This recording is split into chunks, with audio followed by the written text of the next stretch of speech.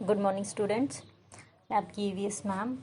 और आज का जो हमारा टॉपिक है, जो चैप्टर बायोडाइवर्सिटी मैनेजमेंट है, उसी का जो पहला टॉपिक है। असल में अभी तक हम इंट्रोडक्शन ही पढ़ रहे थे। पहला है 5.1, वो है biodiversity and it's different levels.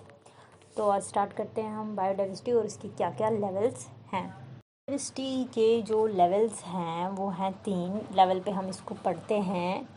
एक है ग्लोबल लेवल, दूसरा है नेशनल लेवल और तीसरा है लोकल लेवल।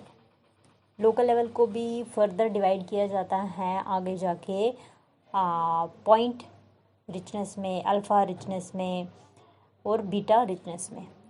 तो फ़िलहाल हम ये 3 जो हैं इसको हम पढ़ते हैं। अब जो पहला वाला है ग्लोबल लेवल कि बायोडाइवर्सिटी, अगर हम पूरा ग्लोब के हिसाब से ऑल ओवर वर्ल्ड देखेंगे, ग्लोब लेवल के हिसाब से देखेंगे तो लगभग एग्जिस्ट करते हैं 5 से लेकर 50 मिलियन स्पीशी लिविंग प्लांट्स के अर्थ पे और एनिमल्स के, ठीक है। और लगभग 1.5 मिलियन लिविंग फॉर्म्स जो हैं अभी तक आइडेंटिफाई हुए हैं। पूरी तरह सब नहीं हुए हैं, इससे भी कहीं गुना ज़्यादा है। ये कंसिडर किया गया है कि 5 से लेकर 50 मिलियन स्पीशी हैं लिविंग एनिमल्स और प्लांट्स के। उसमें से जो आइडेंटिफाइड है, जिनको पूरी तरह से आइडेंटिफाई कैरेक्टर्स, उनके फीचर्स पता हैं, वो हैं 1.5 मिलियन ही। मतलब इतने सारे हमें जो पता लगे हैं वो कितना भी कम है, बहुत ही कम है। जितना एस्टिमेट किया गया है उससे कहीं कम है। ये देखा गया है कि लगभग, अब देख लीजिए, 3 लाख स्पीशी ग्रीन प्लांट्स और फंगी के हैं, ठीक है। 8 लाख स्पीशी इंसेक्ट्स के हैं, 40,000 स्पीशी वर्टेब्रेट्स के हैं, 3,60,000 स्पीशी माइक्रोब्स के हैं। इतनी सारी वैरायटीज़, इतनी सारी स्पीशीज़ हैं इन चीज़ों के। जो ट्रॉपिकल फॉरेस्ट है वो काफ़ी रिच होता है बायोडाइवर्सिटी में। लगभग हाफ जो स्पीशी अर्थ पे हैं वो इसी मॉइस्ट ट्रॉपिकल फॉरेस्ट में रहते हैं, जो लगभग 7% जो है टोटल लैंड सरफेस होता है, ठीक है। स्पीशी डाइवर्सिटी जो ट्रॉपिक में होता है, क्यों होता है? क्योंकि वहाँ का जो कंडीशन होता है सर्वाइवल के लिए वो सही होता है। वहाँ कोई भी स्पीशी एक्सटेंशन नहीं हो सकता, उसको ख़त्म नहीं हो जाएगा, क्योंकि उसको बेस्ट एनवायरनमेंट मिलता है, वो आराम से वहाँ जी सकता है, रह सकता है, ठीक है। लो रेट ऑफ एक्सटेंशन है तो उसकी वजह से क्या हो जाता है कि स्पीशी जो है वो कंजर्व रह सकता है, वो ख़त्म नहीं होगा, बचा रह सकता है। उसको वहाँ खाना, पानी, हैबिटेट अच्छा मिलता है, ब्रीड करने के लिए मिलता है, रिप्रोड्यूस हो सकता है, वो वहाँ पे अच्छा एनवायरनमेंट मिलता है, उसको कोई नुकसान नहीं पहुँचता इस ट्रॉपिक में। इसीलिए वहाँ पे काफ़ी रिच होती है बायोडाइवर्सिटी, जहाँ जहाँ भी ट्रॉपिक एरियाज़ होते हैं। गुड कंडीशन उनको मिलता है आपस में, एमंग जब स्पीशीज़ जब इंटरेक्शन करते हैं एक दूसरे के साथ, तो उन्हें काफ़ी अच्छा मिलता है एनवायरनमेंट, अच्छा कंडीशन मिलता है, ठीक है। इसी वजह से यहाँ रिच डाइवर्सिटी होती है। अगर हम ग्लोबल लेवल पे देखें तो ट्रॉपिक्स में, ट्रॉपिकल फॉरेस्ट में काफ़ी रिच डाइवर्सिटी देखी जाती है, क्योंकि वहाँ का एनवायरनमेंट, वहाँ का आप सर्वाइवल देख लीजिए, वहाँ एक्सटेंशन नहीं होता है, एक दूसरे के साथ स्पीशी इंटरेक्ट करते हैं, फ्लोरिश करते हैं, रिप्रोड्यूस करते हैं, उनका हैबिटेट अच्छा होता है। तो ग्लोबल लेवल पे जो बायोडाइवर्सिटी है काफ़ी रिच लेवल पे होती है। नेक्स्ट है हमारा एट नेशनल लेवल। अगर हम नेशनल लेवल में देखेंगे, अगर हम नेशनल बोल रहे हैं तो हम अपनी कंट्री का लेते हैं, इंडिया का। तो इंडिया का जो लैंड मास है ये लगभग extend over an area of 3030 million hectares पे, और इसके इर्द गिर्द हिमालय है नॉर्थ में, और बे ऑफ बंगाल है ईस्ट में, अरेबियन सी है वेस्ट में, और इंडियन ओशन है साउथ में। तो इंडियन बायोडाइवर्सिटी जो होती है उसमें काफ़ी वो रिच होता है, उसमें काफ़ी स्पीशीज हैं, उसमें काफ़ी डाइवर्सिटी हमें मिलती है बायोडाइवर्सिटी, क्योंकि यहाँ पर डिफरेंट डिफरेंट क्लाइमेटिक कंडीशन है, हर जगह अपना एक अलग अलग वैरायटी मिलती है हमें बायोडाइवर्सिटी की।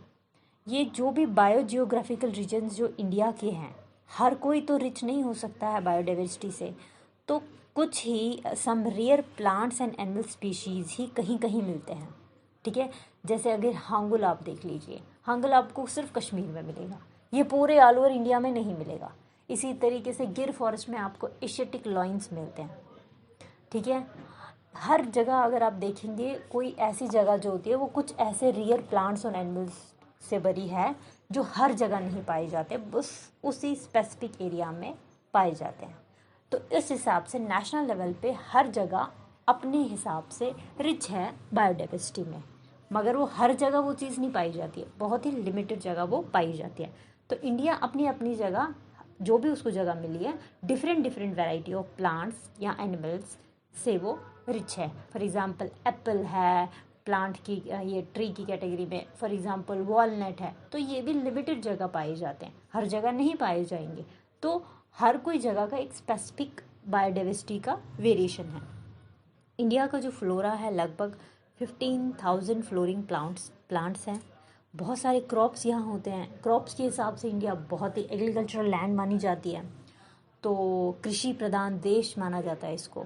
तो इसमें rice, wheat, sugar cane, citrus fruits वो होते हैं, जैसे लेमन है, ऑरेंज है, या हमारा मान लीजिए मौसमी है, इसको सिट्रस फ्रूट बोलते हैं।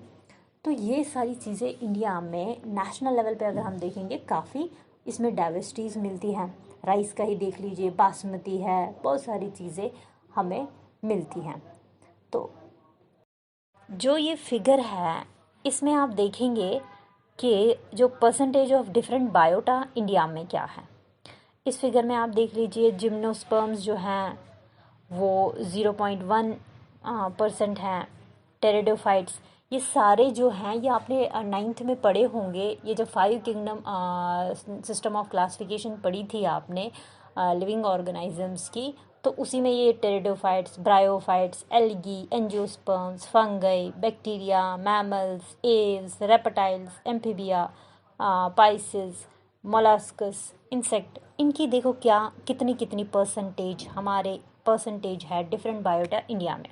जिम्नोस्पर्म्स की देखेंगे तो 0.1% के हैं, एंजियोस्पर्म्स 13.9% है, टेरिडोफाइट 0.9 है, ब्रायोफाइट 2.4 है, एल्गी 2.3 है। ये सारे वेराइटीज़ हैं, ये सब डिफरेंट डिफरेंट एनिमल और प्लांट्स की वेराइटीज़ है। फंगई देख लीजिए 21-2% अलग अलग फंगई की वेराइटीज़ हैं।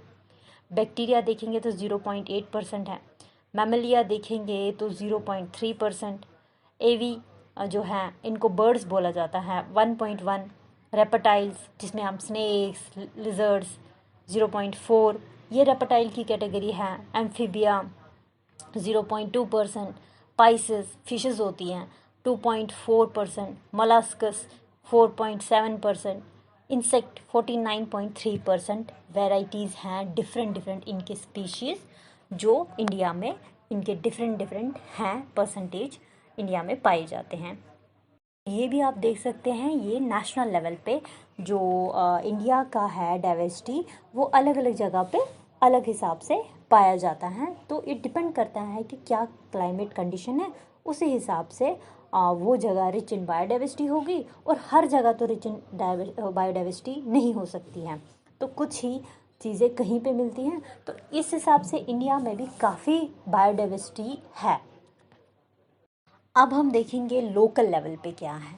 अगर हम लोकल लेवल पे बायोडाइवर्सिटी का क्या है, बायोडाइवर्सिटी को हम लोकल लेवल पे समझने के लिए हम कुछ एरिया, कुछ पॉइंट को डिमार्केट करेंगे, कोई प्लेस डिमार्केट करेंगे, बाउंड्री बनाएंगे, उसके अंदर हम देखेंगे कोई ऐसा पॉइंट, कोई ऐसा प्लेस, कोई ऐसा जोन जो देखेंगे हम उसमें क्या डाइवर्सिटी है। उसमें पेड़ पौधे हो सकते हैं, घास हो सकती है, एनिमल रह सकता है, इंसान रह सकता है, कीड़े मकोड़े होंगे। तो फिर वो एरिया में हम देखेंगे यहाँ कैसी डाइवर्सिटी है, कौन सी टाइप की डाइवर्सिटी है। तो वो हम लोकल लेवल से तब समझ सकते हैं जब हम किसी एरिया को, किसी पॉइंट को, किसी प्लेस को, किसी जोन को हम डिमार्केट करेंगे, फिर वहाँ पे समझेंगे कि यहाँ बायोडाइवर्सिटी का क्या रेंज है। ठीक है, ये कंपोजिशनल भी हो सकता है, that is rich in plants और एनिमल्स भी हो सकते हैं। हो सकता है उधर कोई माइक्रोब ना हो, सिर्फ प्लांट और एनिमल हो सकता है उधर माइक्रोब्स ही ज़्यादा हो और प्लांट्स हो, एनिमल्स ना हो। ठीक है, तो ये देखेंगे कि कौन सा प्लांट और एनिमल सेम हैबिटाइट में है, उनका जेनेटिक मेकअप हो सकता है सेम हो जाए। लोकल बायोडाइवर्सिटी जो है इसको समझा जा सकता है ऑन द बेसिस ऑफ कि रिचनेस क्या है स्पीशीज़ की उस एक जगह में, कितने स्पीशीज़ उस जो डिमार्केटेड एरिया हमने लिया, हम अपना लोकल एरिया लेंगे 1-2 किलोमीटर के अंदर ले ले हम, या 5-6 किलोमीटर के अंदर एक एरिया ले लेते हैं, डिमार्केट कर देते हैं हम उसको, एक डिस्ट्रिक्ट ले लेते हैं, वो एक एरिया लेते हैं, वहाँ सर्वे करते हैं कि यहाँ कैसे टाइप के प्लांट्स, कैसे माइक्रोब्स, कैसे एनिमल्स, कौन कौन सी टाइप की चीज़ें मिलती हैं हमें, कौन सी बायोडाइवर्सिटी हमें यहाँ पे इसमें कितनी रिचनेस है स्पीशीज़ की एक गिवन प्लेस में।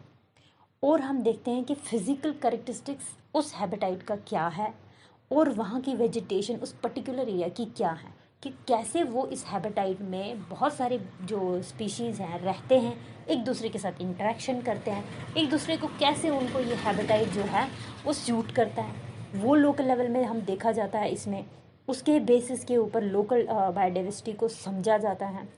ठीक है, स्पीशीज़ जो हैं वो अपना कंपोजिशन अलग अलग हैबिटेट में चेंज करती है, वो भी देखा जाता है। एक जगह एक स्पीशी रह पाएगी, दूसरी जगह वैसी स्पीशी दूसरी जगह वैसा नहीं रह पाएगी, अलग अलग क्लाइमेट में अलग हिसाब से रहती है।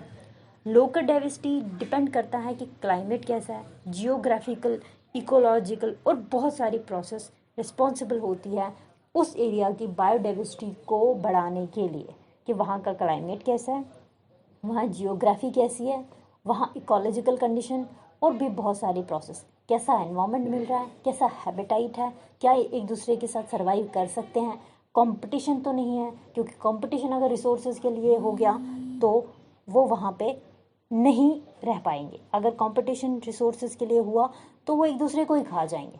तो इसका मतलब अगर वो वहाँ पे अच्छे से रह रहे हैं, एक दूसरे के साथ कोऑपरेट करके रह रहे हैं, इंटरेक्शन से रह रहे हैं, तो मतलब उनके पास बहुत अच्छी चीज़ें हैं जो वो एक दूसरे को विदाउट एनी कंपटीशन रह रहे हैं। ठीक है, इसी तरीके से rate of change across gradients and conditions, वहाँ किस हिसाब से चेंजेस हो रही हैं, वहाँ के ग्रेडियंट, वहाँ के कंडीशंस किस हिसाब से चेंज हो रहे हैं, उसी हिसाब से लोकल लेवल की जो बायोडाइवर्सिटी है वो चेंज हो जाती है। ठीक है, रीजनल और लोकल बायोडाइवर्सिटी जो है इसको आगे जाके रीजनल लेवल पे इसको अगर अच्छे से समझना हो तो इसको कैटेगराइज किया गया है स्पीशीज़ की रिचनेस को, लगभग कैटेगरीज कुछ टाइप्स में किया गया है जो विटकर ने किया है 1972 में। ठीक है, तो उसने रीजनल और लोकल बायोडाइवर्सिटी को कैटेगराइज किया किस हिसाब से, उसने मतलब इनको इसने इनको किस हिसाब से किया कि मेजरिंग किया बायोडाइवर्सिटी को और स्पेशल स्केल, किस हिसाब से स्पेस में स्पेस हिसाब से दी गई है उस हिसाब से इन्होंने इसको कैटेगराइज किया, अल्फ़ा बीटा गामा डाइवर्सिटी के हिसाब से। अल्फ़ा डाइवर्सिटी को रेफ़र किया गया diversity with in an particular area या इकोसिस्टम, जिसको यूजुअली एक्सप्रेस किया गया बाय नंबर ऑफ स्पीशीज़, उधर कितने हैं इन दैट इकोसिस्टम। सबसे पहले इन्होंने एक्चुअली पॉइंट रिचनेस बताया, जिसमें इन्होंने बताया कि it refers to the number of species that can be found at a single point in a given place. एक गिवन प्लेस पे एक सिंगल पॉइंट पे कितने नंबर ऑफ स्पीशीज़ हैं उसको पॉइंट रिचनेस बोला गया। और जो दूसरा है वो है अल्फ़ा रिचनेस। इसमें देखा गया कि रेफ़र किया गया कि नंबर ऑफ स्पीशीज़ एक स्मॉल होमोजीनियस एरिया में कितना है। इसको स्ट्रॉन्गली कोरिलेट किया गया कि वहाँ का फिज़िकल एनवायरनमेंट क्या है, उसके क्या वेरिएबल्स हैं उसके साथ, कि कैसा एनवायरनमेंट है और कैसे स्पीशीज़ वहाँ पे एग्जिस्ट करते हैं, कितने नंबर ऑफ स्पीशीज़ उस होमोजीनियस एरिया में एग्जिस्ट करते हैं। इसको मेजर किया जाता है कि कितना नंबर ऑफ टेक्सा है, taxa distant group of organisms को बोलते हैं उस विद इन इकोसिस्टम में। ठीक है, इसको उस तरीके से देखा जाता है कि कितने नंबर ऑफ स्पीशीज़ एक ऐसे एरिया होमोजेनियस एरिया में हैं, वो किस तरीके से कोरिलेट करते हैं वहाँ के फिज़िकल एनवायरनमेंट के हिसाब से उस इकोसिस्टम में। ठीक है, थर्ड वन है बीटा रिचनेस। इसको बोला जाता है इकोसिस्टम डाइवर्सिटी भी। इसमें जो बीटा डाइवर्सिटी जो होता है वो मेजर करता है कि present and changes of species diversity between ecosystem, कि अभी कितना इधर है स्पीशीज़ का और किस हिसाब से वो चेंज होगा डाइवर्सिटी उस इकोसिस्टम में, बिटवीन द इकोसिस्टम। इसमें कंपेयर किया जाता है कि कितना नंबर ऑफ टेक्स्ट जो है वो एक इकोसिस्टम में को यूनिक है, दूसरे इकोसिस्टम में कैसा है, कैसे ऑर्गेनिजम्स है, उसके साथ कंपेयर करके देखा जाता है कि अगर एक इकोसिस्टम में इतने नंबर ऑफ ऑर्गेनिजम्स हैं, वो यूनिक है, वो उसी में है, उसको कंपेयर करके दूसरे से देखा जाता है कि दूसरे में क्या यूनिकनेस है, उसमें क्या है। सिंपल टर्म में हम बोले तो ये कैलकुलेट करते हैं कि number of species that are not same in two different environments, कि नंबर ऑफ स्पीशीज जो इस वाले इकोसिस्टम, इस वाले एनवायरमेंट है, वो दूसरे वाले एनवायरमेंट में नहीं है। इसमें ये चीज़ें देखी जाती हैं। यहाँ से पता चलता है कि स्पीशीज़ जो डाइवर्सिटी है, जो इकोसिस्टम की डाइवर्सिटी है, वो एक इकोसिस्टम में डिफरेंट है, दूसरे इकोसिस्टम में डिफरेंट है। तब पता चलता है कि हमारे पास इतने इकोसिस्टम होंगे तो कितनी कितनी ज़्यादा वैरायटीज़ हमें हर इकोसिस्टम से निकल के आती है। तो ये हम चीज़ें जो है लोकल डाइवर्सिटी को विट करने इस तरीके से बता दिया गया था।